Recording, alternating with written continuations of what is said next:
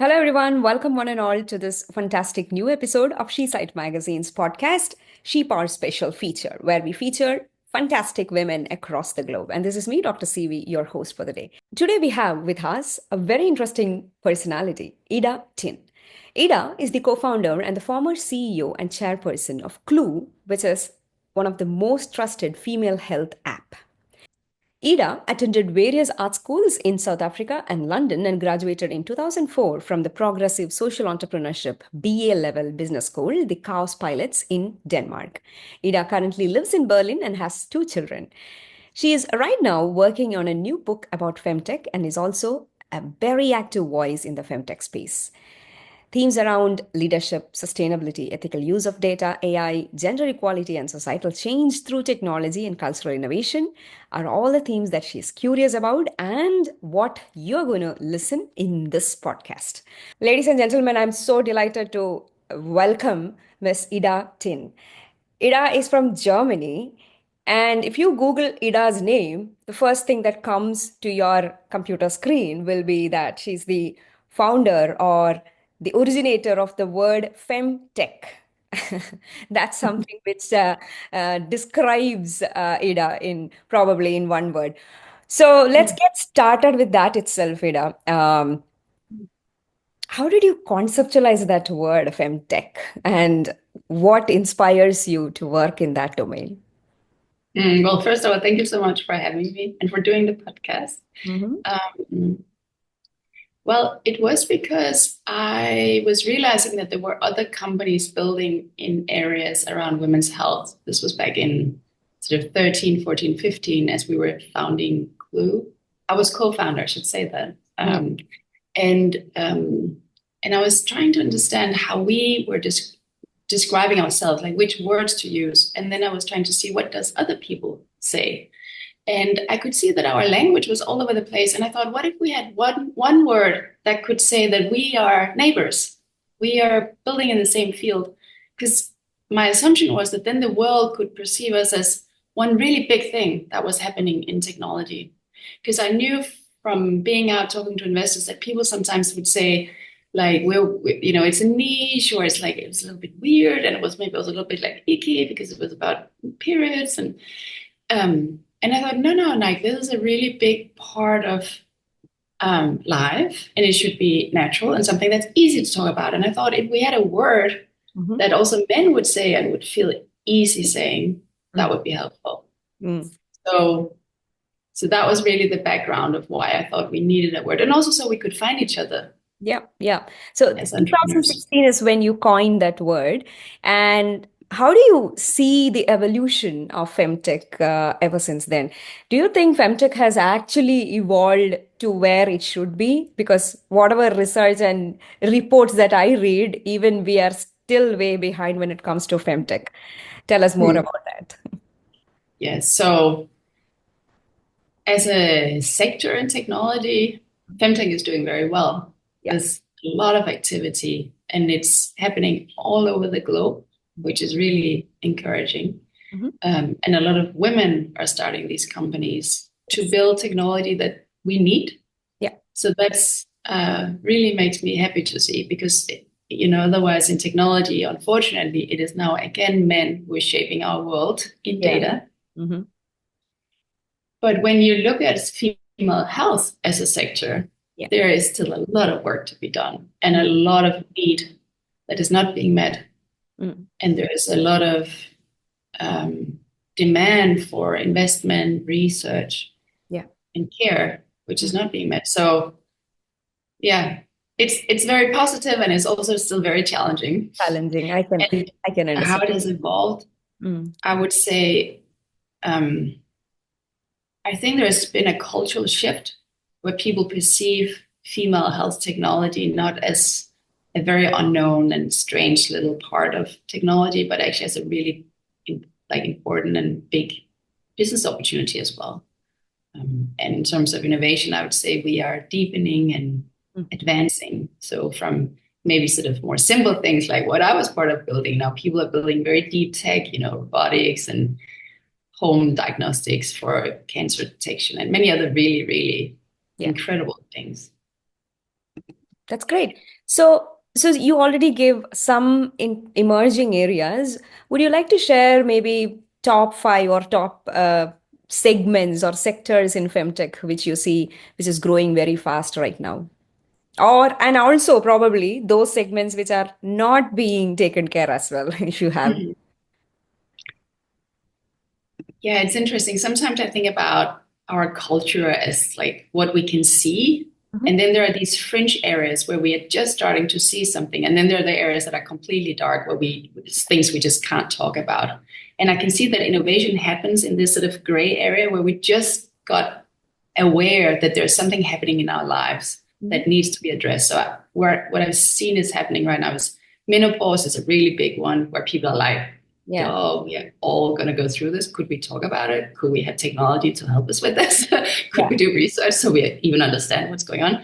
And I think endometriosis is another area where people are like, we've been living with this painfully for so long. Mm. Now we need something. And so where there's more space in culture, Mm. innovation comes in. Yeah. And so this cultural expansion where there's more we can talk about is not complete. So there's still many areas of female health where we have very little awareness. Yeah. You know, something like heavy bleeding. 25% of women have heavy bleeding, and yet most people don't get adequate care. Yeah. It is And of considered course, as a normal thing. yes, and that's another part where education is maybe like where we ourselves don't know that, oh, actually, I have something that needs to be taken care of. It's not normal to just, you know, Mm. or lie in fetal position 2 days per cycle because you have so great pains. You know, it's like, no, if you have that, you should get help. Correct. Um, so there are still many, many gaps. There are still many things that are not being properly addressed. And of course, globally, there are many, many things that women suffer from that Mhm. really we could just help them with, you Sure. know, Mm. problems after birth. I mean, so many things. So Yeah. So, yeah. Mm. for my understanding, are we limiting the concept of femtech to mostly related to the female reproductive things, or are we also bringing in the general health of women? Because, Yes. if you look at even for heart disease, probably the gender is a different thing, how it manifests. So, how do we conceptualize femtech in that way? So actually, the way I was thinking about it from the beginning was it's technology that addresses the need that women have that are specific because of our biology. So Okay. I started in reproductive health, but now people are also building, as you mentioned, in cardiovascular health or bone health, Yeah. brain health, Yeah. mental health. Mm. And I think it's absolutely crucial that we have a gender lens as Yes. we go about taking care of these parts of life.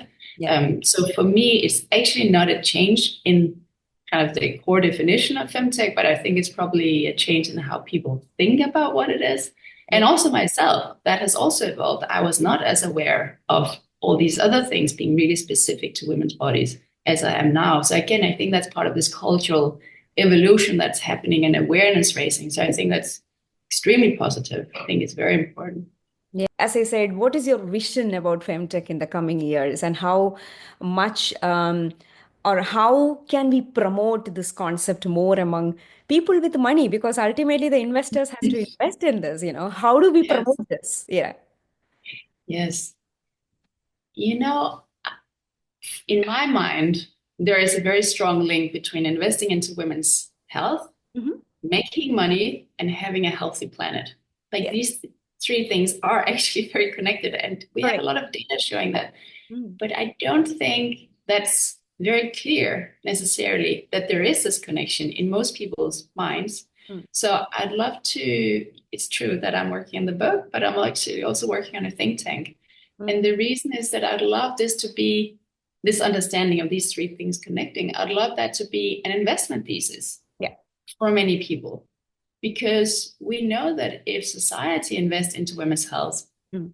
they get great returns Yeah. financially. Hmm. And that's true for private people investing into startups. You know, Correct. women's health is a great area to also find a business opportunity. So, and then I think on the sort of planetary level, we know that when women thrive, when women are fully included, Yeah. societies get healthier, more resilient, Mm. and we have this diversity of thinking which is needed to address these really big and complex problems that the world is facing. So on all levels, it just makes so much sense. So my vision for Femtech is that it can be, in a way, a little example of how to build technology, because not only are we addressing real needs and it's very user centric, but a lot of these companies are also being built, I think, in a way that feels healthy.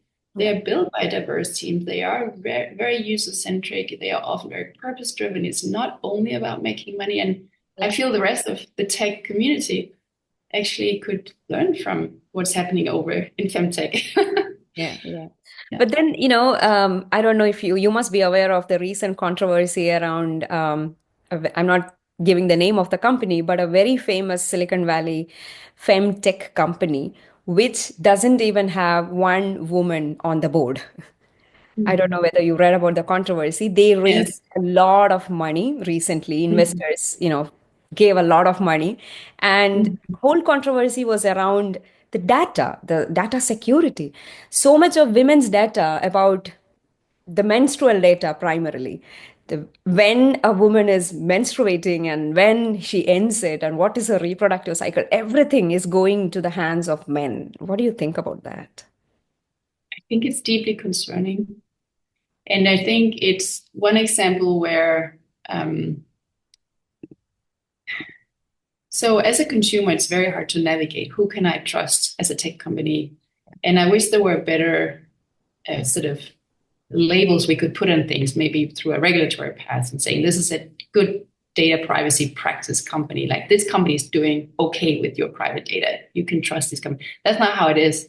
So as a user, you're pretty reliant on what's the ethics and behavior of the founders and leaders of these companies. Yes. And for me, it is surely a red flag if you have a company that is dealing something as intimate and Mm. important and close to heart as women's health data, and you don't care to put a single woman on your management team. To Yeah, me, as a consumer, that says something. that's true. I think it's problematic. It is problematic.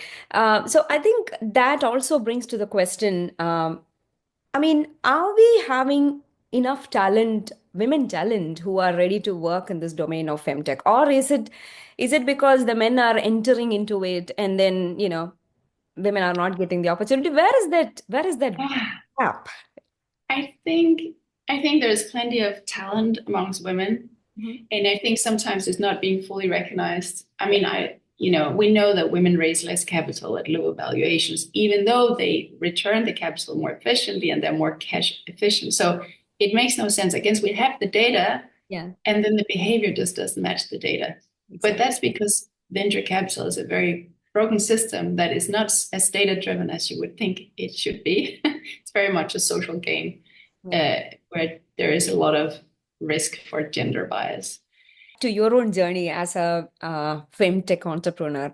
Tell us how you started Clue and how you got so many millions of users worldwide. And as a co-founder of Clue, how has that journey been? You know, I had this question in my mind, why has there been so little innovation in family planning methods? Because I was struggling to find something that I thought was good, and I had seen people all around the world not getting access to birth control. And I thought, what if we could just know exactly where in the cycle a woman is? Yeah. Then we would know which few days per cycle she can actually get pregnant. I wanted to take out my phone and it would tell me today you can get pregnant or today you cannot get pregnant. Yeah. And I kind of thought, wow, that would be like a game changer for the planet, right? Controlling how many people we are on this planet is a pretty Yeah. big deal, and giving people the agency to have the Mm. babies they want when they want. So I just started. I started with looking at patent databases because I thought maybe there is already some technology that I can puzzle together and create a product out of. And everything I found was about putting hormones into the body, male or female, mostly female. And I thought, no, no, we just need to have the data on them. So this was my first idea. And then I found co-founders, and one of my co-founders said, well, hardware is hard. We should also build a period tracking app to kind of, get into the space and understand our users.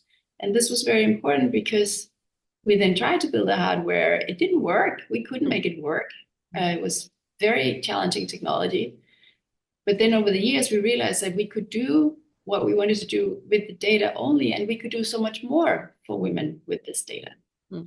So it was a learning journey, and it was a learning journey in all imaginable ways because I had no idea what I was starting. So, but it was hard and fun and rewarding and a huge gift that, I felt very, very blessed that other people wanted to work on my vision. I mean, that like, humbling and amazing. Yeah. Yeah, that's wonderful. And still are. Yeah, of course. Yeah, that's wonderful. And I think once you become an entrepreneur, it's about once you solve a particular problem, then of course you come up with newer problem to solve. That's how the brain gets wired, I think. So I'm pretty sure you will come up with more and more new ideas around this domain because that's how it works, I guess. Um, Coming to newer ideas, I always fascinate about the role of AI, artificial intelligence, and how it's going to affect our health, especially, I mean, healthcare, especially when it comes to Femtech. What do you think are the possibilities there? Let's talk more possibilities and positive things around that. Yeah. One of the sort of dreams I had early on was what if women could look at their whole health as almost like a landscape painting? And Mhm. you would have the sense of, oh, if I go over this way, I'll meet, this challenge. And with my historical data and maybe my family data, here are the risk factors out there I should be aware of. So you could really navigate your health journey and Yeah. you could understand what your situation is. And that sort of towards individualized and preventive care and that whole sort of idea of what healthcare could be. Mhm. And I think we are nowhere near having fulfilled that vision yet, but I still think that would be wonderful. If we could use data and predictive models to really have more agency over the choices that we make, because we make many choices on our healthcare journeys. I mean, do I take hormones when I go into menopause? Yes or no? What if I choose this kind of birth control versus this one? What if I don't get tested for these STIs? There are so many choices we make all the time. So, and I think that would also highlight the need for actually getting more data. Like, how am I going to build that landscape if I don't have the data to show me what's happening? Yeah. And to your point about earlier, like there's a huge lack of collection of data that are gender specific. So I think if we had that, like we could help people with sort of enough education that they can make good choices, and then hopefully they make choices that brings more health. Yeah, that's true. Health and data is currently becoming very, very, very sensitive, I would say, as such. And especially women and women's body, women's choices. You were so vocal about choice some time ago, but do you really think our countries or our society is actually able to provide that choice? And how can we empower our women with more such tools that provides them the choice? I mean, I'm also concerned. I'll be honest. I'm very concerned. Yeah. But I think the foundations that women themselves know enough Mm. that they know which choices they even could have. Yeah. Um, because I think that, how you're going to demand to get something you don't know you can have. Exactly. And that's all the way from what I mentioned before, people who have too Mm. much pain or, in some ways are suffering with something. Because we know that it's a big thing that women just simply don't seek help because they don't know that what's going on for them is Exactly. beyond sort of normal. Mm. Um, and I think it's true on the bigger sort of societal level around regulation and access to abortion or other things. Yeah. Like you need to know what is possible so that you can demand it. Yeah. And then I have to say, I think there's a big thing about women actually sharing their life experiences. How are Mm. men going to care about things that they will never experience unless we Exactly. tell them, Yeah. right? And many men, they do want to know. It's been my experience. Mm. Um, and they do want to support their loved ones around them, and Yeah. to them, it's a big black box what is going on for us. So Yeah. I think we need to be very courageous and brave as women and To talk share about what it it. actually feels like Yeah. to go through, the first period, the first time we have sex, being pregnant, giving birth, sex Correct. after birth. Like there are so many things. Yeah. And we all have a story. Every woman has a story with something going on in their bodies. 100%. So I think you have been writing recently on LinkedIn a series of articles dedicated to men, and I really found most of them very, very what do you call, very vulnerable. You shared your own personal stories of pregnancy or missing or abortion, and so many other stories which you, as well as maybe from your circle, you could share, which is very open and courageous, I should say. But at the same time, as you said, this is very important for men to read and understand and learn. And I think you're doing a great service on that. Do you plan to continue that service in some manner? I think you should, because thank you. Um, yeah, first, my first thought was that it would be a book which was like, you know, a book for men about women's health. Mm, It written in a way that really was um, inviting, like inclusive, like it mm, really, I would love you to understand this. yeah, Um, and then because publishing book, there are so many hurdles to doing that and it's kind of slow. I thought, what if I just made 29 short posts on LinkedIn to kind of walk men through some of the essentials of what it feels like to a woman's body. And yeah, my hope was that women would share more because my perspective is, of course, only one, mm, right? mm, What it feels like to me to have had an abortion is going to be very different from correct. my neighbor. Mm. But I think it is a, It's very um, sensitive even now for anybody to share openly that. yes, it is. And, I fully respect that Mm, women in different situations and different places on the globe, they have different freedoms of what is safe and okay to share. mm, Women, there are good reasons why we don't share yeah. sometimes. We don't always show up why we don't show our anger. Mm, But I, for whatever reasons, am in a place where I can do this quite safely. mm, yeah. So, and I think that's a responsibility that we all have, do as much as you can. Yeah. We don't need to be able to do the same in different realms. Mm, So this just happened to be a place where I can do this. yeah. Um and I get very positive responses. I would say I have actually not had a single negative response Mm, for anybody, which is surprising even to me. yeah.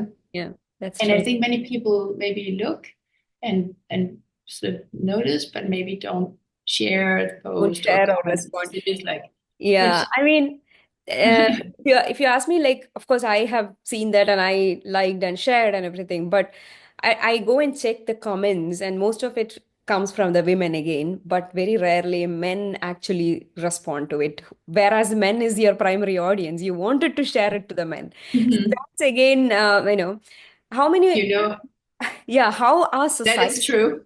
But yeah, on the other hand, what really needs to happen is, of course, that many women go home and they share their stories with their partners, or they, in their workplace mm, describe what needs they have. yeah, So, but one very sweet thing that actually came out was a man who said, I I'm so devastated that there is this women's oppression and violence against women, and I don't know what to do. And I said, why don't we just have a conversation on LinkedIn yeah, and we make it open? mm, So I ask you a question, you ask me a question, and we just have a dialogue. And we agreed we would do this when my post series are done. that's perfect. um, Yeah. and just to model what could a conversation between a man and a woman around these Mm-hmm. issues be. So we'll see how that goes. Sure, sure, sure. In fact, I think more than ever right now, the world needs more men to understand the challenges that women face, not just bodily, even every other aspect of being a woman. So, of course, now coming to women's body again, um, do you think? the awareness towards women's body issues are more in today's context comparatively, probably from 5 or 10 years ago. Because, uh, Mhm. for example, I see right now so many women talk openly about perimenopause or menopause without much concern, even in a very professional or in a very so-called professional context. People are very confidently saying, okay, you know what, I'm having menopause. So imagine this wouldn't happen probably 5 years back or 10 years back. And do you think knowledge and awareness has helped women to come out to take care of these issues a little more confidently these days? I experience the same. I definitely think that's how I think about this. More space in culture. There's more things we can do without it being too Mm. odd. Yeah, yeah, exactly. And yes, I mean, it is happening. And I think technology has this amazing ability to educate Yeah. and set new ideas of what is normal Mm. at mass scale. And Mm. that's also why we need women to build this technology or be part of building this Good. together with men. Yeah. Because otherwise, we again have the same gender normative ideas about, oh, it's like, this is embarrassing and we can't talk about this, Out of this, which yeah. is really damaging for our health and for our well-being as well. Exactly. I think it Um, is changing, but slowly. Yeah. I know. So we've spoken a lot about women's health and body and other things. Let's take a quick break into your other area of interest, or rather about your personal passion. I read that you have done a massive pan-US motorcycle ride. Oh my God. How did you do that? And when did you do that? And why did you do that? Well, my parents, they are adventurous, and they took me and my brother riding motorcycles all around the world since I was the 1-year-old baby. So Wow. we went through South America and we've been through many places on the planet. And so I grew up with this idea that riding motorcycles can be a great way to see the world. It's just like a means of transportation that really put you in a lot of contact with nature, with people, and you can go many places where maybe you can't go in a car. And and so after I graduated business school, very creative business school called the Chaos Pilots in Denmark, I ended up starting a motorcycle touring agency with my dad because we're both sort of wondering what to do for our careers. And we were like, well, we know about motorcycle touring, and we made a small company and we had that for 5 years. So during these 5 years, I rode a lot of motorcycles all over. We did tours in Cuba and Vietnam and Mongolia and many places. That's And nice. then during that time, I also decided to actually let go of my flat and pack all my belongings. And then I ended up spending 2 years riding my motorcycle around the desert areas of America. And I think I did it because I had this idea that if I could radically simplify my life, not have any things and not have like an everyday life, I would maybe experience some sort of clarity or I don't know. It was really like a quest for some sort of deeper insight to my life, I think. And what I learned was that it was very confrontational, actually, to be out there and have nothing to distract you in a way. No shopping, no friends, no TV or whatever, and really sit there many hours where you have this concentrated moment because you are riding, you have to have your eyes on the road, but your mind can also wander very freely. So it was really interesting. And it was also a little bit addictive, actually, because when you don't know where am I going to spend the night, who am I going to meet, what's going to happen, you are very alert. And many interesting things happen. you Yeah. know, you will have many great experiences.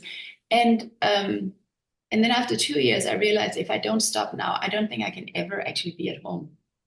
And so I kind of forced myself to then go home, buy a flat, and start a different life. And I was also uh, turning 30, and I knew I wanted to start a family. It was really compatible with my lifestyle.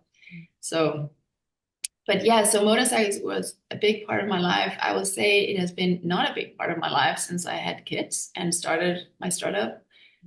But now the kids are a bit older. I'm not in the startup anymore. So I think there's soon room for a motorcycle again. Interesting.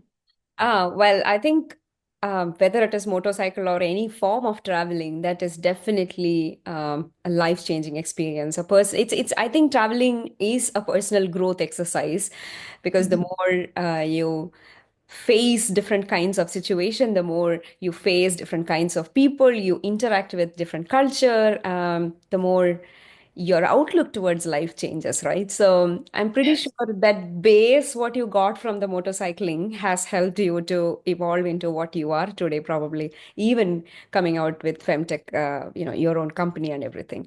Um, Coming back again to the entrepreneurship journey, what advice or what do you think are I mean, what is your advice to a woman or someone, women entrepreneur specifically working in femtech, should do Mm, in order to take her idea to the next level?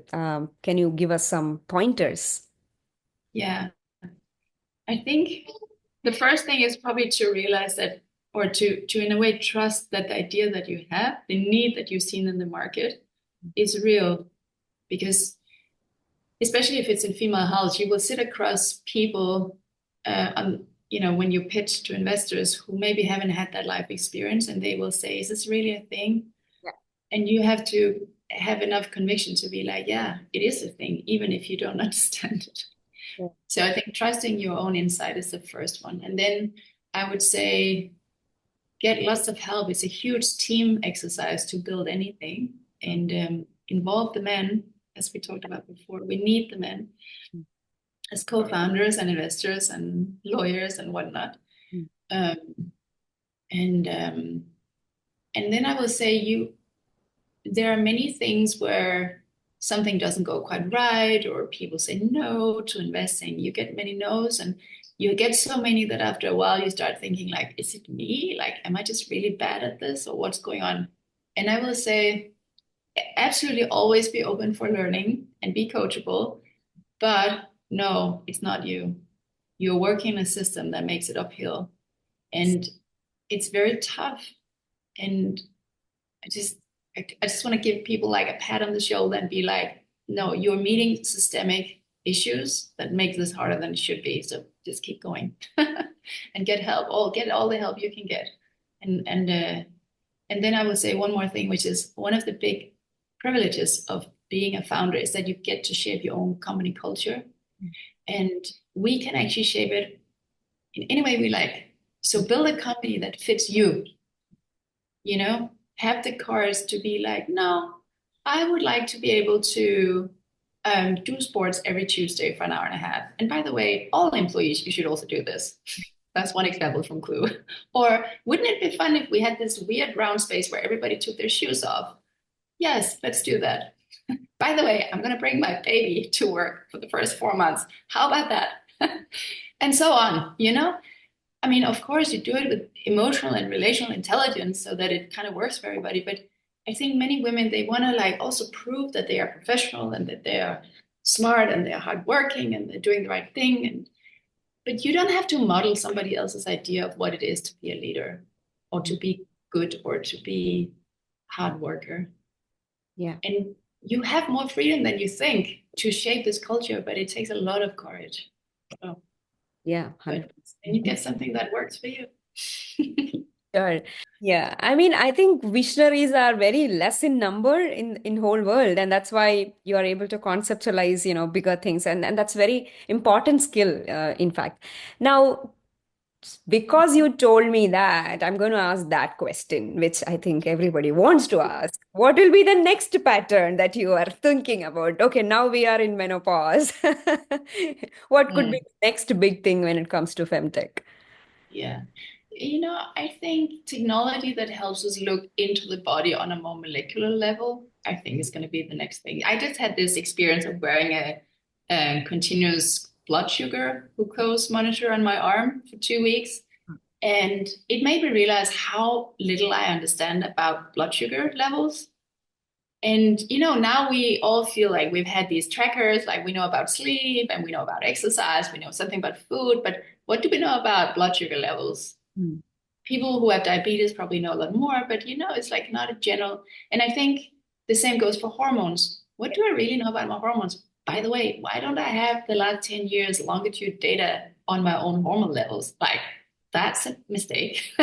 So in the future, I think people will have many technologies to collect these really important data sets over long periods of time. And that's going to change how we understand our bodies, how we make healthcare decisions, like this whole preventive care game. So I think the next big thing is technology that can look into the body deeper, not surface area. It's kind of sensors, but deeper, continuous data streams, and then also more home diagnostics. Yeah. Like, if I can do a test every month to see if I have cervical cancer or breast cancer coming, yeah, I do that. Mhm, mhm. And Yeah. we are so close now with these diagnostics. I think we really are. So, or, menstrual blood being a place where we can, it's just there's just a ton of interesting biomarkers in that substance Mm. today, totally unleveraged, but it's non-invasive, it's readily available. Yeah. Why, when we could have a home lab where we, learn so many things Right. every month.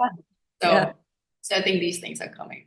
And yeah, just coming back, your series of articles which you published on LinkedIn, I think is also being published in She Site, and I'm sure all our readers will be excited to Yeah. read stories from you. Um, so, as a last comment, is there something that you want to share to our audience or viewers? What do you think could be the um, as a woman in your journey as a woman as well as an entrepreneur or as someone who is passionate about femtech, how do you think the world has evolved so far, and how do you foresee the world evolving in terms of women becoming more empowered in this domain? One of the things I think is really crucial is that men also get liberated, because somehow I feel that men live in a very narrow definition of what it is to be a man, and there's a lot of this really toxic masculinity. Um, so this gender imbalance and gender distortions are really also hurting men. So I would love what you said about getting male allies on this gender kind of quest. Um, and I think part of that journey is actually also women using their anger a bit more, because anger is also saying, you know, I need more space. I don't want this. I need this. And this clarity, I think, is needed. But I don't know. I mean, what you mentioned about weight loss and longevity, I think is really interesting, because in a way, it's like we have some sort of imbalances in our systems, and because our societies are very imbalanced, we live lives that are too fast. For our bodies, we don't have enough time to actually process and digest, and maybe we eat and because we're sad or we're stressed, or and so when we want to address these issues, it's almost like we are looking at the symptoms, but I think we need this moment of like, but hold on, why are we overweight? Why do we feel that one lifetime as we have it is not enough on this planet? So I wonder if there's a way to, in a way, come back to like, what is health before we start wanting to optimize. Yeah. We are optimizing on base of something that's unhealthy, but like, like, where's the foundation? I kind of feel that a little bit. Yeah, yeah, yeah. That's I think that's again, as you said, I know we can continue talking about this for a long time, but the thing is, as you rightly said, what is optimal health, and is it just longevity or is it something else? And that again, that could be a personal choice as well. For some people, we've heard of some very interesting internet personalities who are spending millions of dollars in a year for just reducing their biological age by doing crazy things. So that's there, but at the same time, if you ask someone in their someone who is facing a very harsh disease or illness, they'll say, I just want to live a few more days of happy life, right? So there is this huge spectrum of people, of what health actually is, right? And Yes, it's true. yeah, it's And a and I mean, and baked into what you said just there is this whole problem about wealth distribution on the planet, who has access. You mm, know, it's the ones who have AI, the ones who doesn't have, like there's so many imbalances and kind of societal, like, I just wish we could develop as a species a little more like a planetary view on things. How do we make this planet work for all of us? A little bit more. I mean, maybe this sounds very naive, but I really feel like the time of worrying about nation states really has we need to somehow adopt a planetary mindset. mm. And we are so far from it. Like we are becoming more my nation state. And, even within a nation state is us versus them. There's And I so much think of that's very polarities dangerous. and geopolitical, rifts Yeah. that's happening. Mm, One of the things I love is when astronauts come back from space mm, and they all have this sense of like, we looked at this little green blue planet in this vastness of darkness and it was a miracle. And how can we still care about, economics when like mm, who has the privilege to talk about economics when the planet is like, our stratosphere is like evaporating? Not exactly, but you get the picture. And I think that mindset is so inspiring to me. I wish that these astronauts could be like planet ambassadors and somehow lift us all a little bit in our view and be like, no, no, let's really work together on the fundamentals here. So we have clean air, we don't die from heat, we have clean water to drink. mm. And I think it's the same pattern all the way down to the individual. What you talk about, like, am I a healthy, happy person if I get to live to be 150 with all my technology gadgets and out there, what used to be a forest is now a desert. And by the way, there's full of people who don't have the most basic healthcare. It's like, is that a good life for me?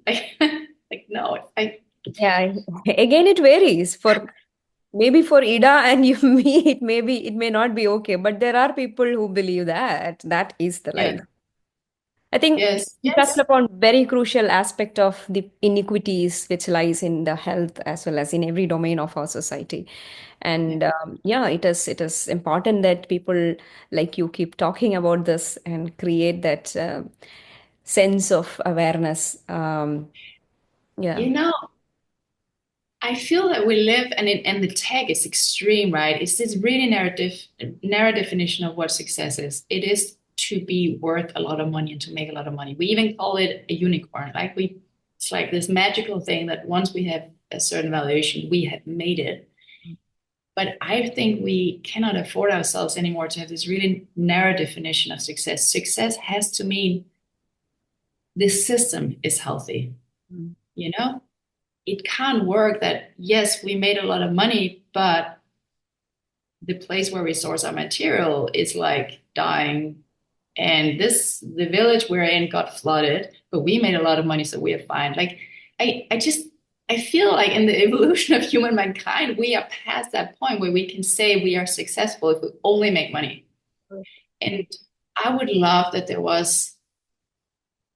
that became like well established, so that all the way from the capital funds down to the investment funds down to the founders, we have this understanding that we need to have a broader idea of what success is, and that means we need to value other things than we did before, like for instance, the health and resilience of an organization. Mm. Yeah. Yeah. So it's a big mindset shift that somehow has to happen for this planet to actually be thriving. Yeah, indeed. Yeah, hopefully we can reach that stage in our lifetime. I don't know about much about gender equality because as per the statistics, it is going to take at least 135 years. So unless we all live that long, it's going to be a little difficult thing that It is. can even go backwards, right? In some ways, it's going backwards. It's I it's think, terrifying. yeah, Um, it is. Yeah. Mm. and Yeah. again, like we all have the gender bias. It's well established as well. Women have it too. So we can start with ourselves. Um, you know, there's something about how we look at people where women, we need to learn that a successful leader in a female body could look different than, a male version. Yeah. And Yeah. also, the male version could also look way different. It's we somehow need to unlearn some ideas of what things are supposed to look like Mm. so Yeah. that we can hire that unusual person that maybe didn't fit, but actually in their own ways, an amazing leader, or that founder who doesn't look like the last successful founder we have, but it actually turns out to understand something in the market that, you would never have guessed. Mm. So we need to have that humbleness. Yeah. To unlearn and to create new models of, as you said, everything, I would say. Different, we have to Yes. define new models of success. We have to define new models of happy life. We have to define new models of, you know, Partnership, like how men and women can actually work together. I yeah. think there are very few examples where men and women actually have amazing partnerships. Mm. Yeah. It's very difficult. Yeah. Yeah. All right. So we've been talking. This was wonderful. This was wonderful. I think, there's a lot of philosophical thoughts as well that we came out with. And there's this lot of conversation that needs to happen in this domain. And I'm pretty sure you will be doing that in your by promoting your thoughts about femtech as well as generally about your planetary idea that you spoke about. I'm sure your ideas are going to inspire more and more men and women and everybody out there. And let's hope that we are able to redefine certain things in our life. Hmm. Thank Maybe if I can just say a final thing, um, because the think tank I'd love to start is going to be called Femtech Assembly. And my hope is that it can feel a little more like a social movement where hopefully it can be a container where people who want to contribute to the space of femtech can somehow feel that this is a place where they can do that if they need a place to go. Many people are doing all their amazing things. That's perfect. But I would love it to be a place where people who maybe don't quite know where to apply all their good energy can somehow find a channel. Because I think there are so many people who actually really wants to make a difference. There are so many people fighting the good fight on the planet right now. Yeah. And so I'm very hopeful in that way. It's easy to see the big systems that are really problematic, like, big pharma or the oil industry or the political systems that are broken. But it's not as easy to recognize all the many people and small organizations, individuals like yourself doing amazing things. And I'd love if we could develop this embedded or embodied sense of like, wow, there's so much good energy being mobilized right now. Brilliant. There is. Yeah.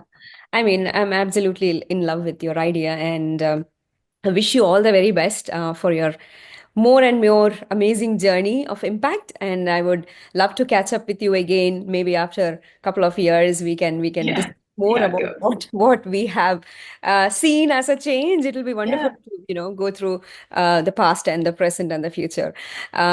So on that note, I would like to place my thanks on record for having consented for this lovely podcast with you. Our SheSite audience would be encouraged by your wisdom and insights that you shared today. And for those people who want to connect with Ida, I'm pretty sure we will share your LinkedIn profile if somebody wants to connect with you in some ways. And I'm also hoping that women who are thinking about solving their own health problems will come up with new femtech ideas around. I always think about so many ideas, but unfortunately Yeah. I don't pursue it further.